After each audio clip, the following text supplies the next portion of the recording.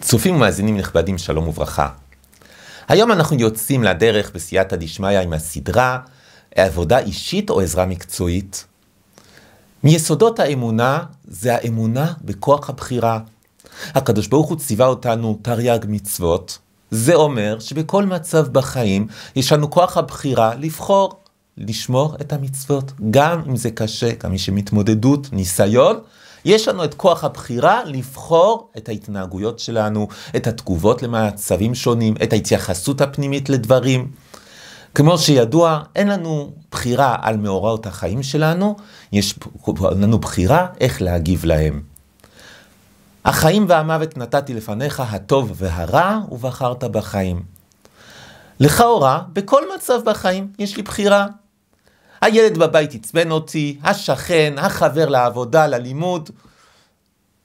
התגובה האינסטינקטיבית זה יצבן אותי, אז העצבים רוצים להתפרק, רוצים לפרוק את עצמם. אם אני מאפשר לתגובה האינסטינקטיבית להביע את עצמה, אני אתעצבן, אני אכעס, ואני אדבר בצורה לא בריאה, בצורה שאני אתחרט אחר כך. אם אני משתמש בכוח הבחירה, אז אני יכול לבחור, לבסט את התחושות שלי, לכוון את התגובה בצורה בריאה, בצורה בונה, בצורה טובה, בצורה שאחר כך אני לא אתחרט עליה. לכאורה, זה מיסודות האמונה באדם, בתורה ואפילו באדם. עצם זה שאני בן אדם, אני לא בעל חי, זה אומר שיש לי בחירה. בעלי חיים, אין להם שליטה על התגובות שלהם, אין להם דעת, אין להם מודעות. יש להם רק אינסטינקטים. האדם יש לו אינסטינקטים, ומעל זה יש לו את הדעת, את המודעות. ועם זה הוא יכול לבחור, האם ללכת אחרי התגובה האינסטינקטיבית, או לבסט את התגובות שלו, את התחושות שלו. אבל כמטפל רגשי, אני מוצא את עצמי לא מעט, יושב מול מטופל, שמשתף אותי איך שהוא רוצה להתנהג נכון, ולא מצליח. ואז הוא אומר, ידוע, יש כוח הבחירה, יש אפילו את הפתגם, אין אדם שלא רוצה, אין אדם שלא יכול, יש אדם שלא רוצה. אגב, האמרה הזו אין לה מקור בחז"ל, זה משהו שהעולם אומר.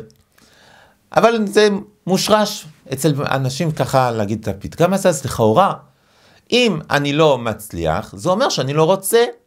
אני רוצה לשמור על המחשבות שלי בטהרה, לשמור על העיניים שלי, על הפה שלי, ומוצא את עצמי כל פעם שיצא מהפה שלי דברים שלא רציתי להגיד. לא רציתי לומר את זה ככה. לא שמרתי על הידיים שלי, לא שמרתי על ההתנהגויות, על המעשים שלי. אז כנראה שאני לא רוצה מספיק.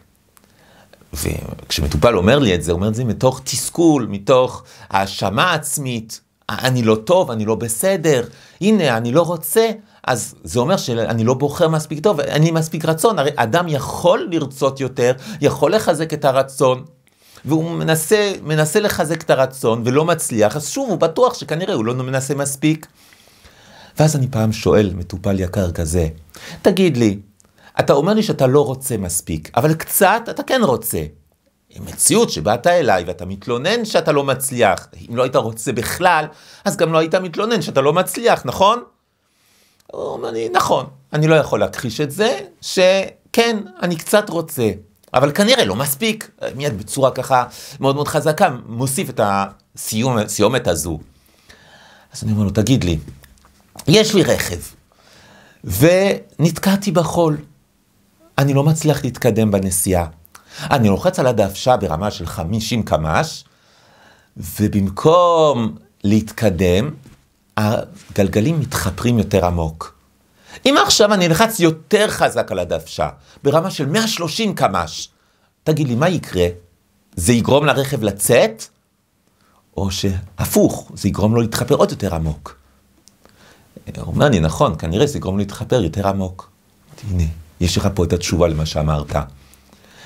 אם כשאני לוחץ על 30 קמ"ש, אני מרגיש שהרכב מתחיל לצאת, אבל לא מצליח, אז יש סיכוי גבוה שאם אני אלחץ על 80 קמ"ש, הוא יצא יותר חזק, אולי הוא יצא לגמרי. אני מנסה, לוחץ על 80 קמ"ש, אני רואה שעוד יותר חזק הוא מתחיל לצאת.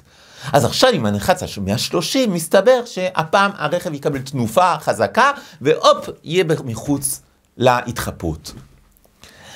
אבל אם כשאני לוחץ על 50 קמ"ש, הרכב מתחפר יותר עמוק.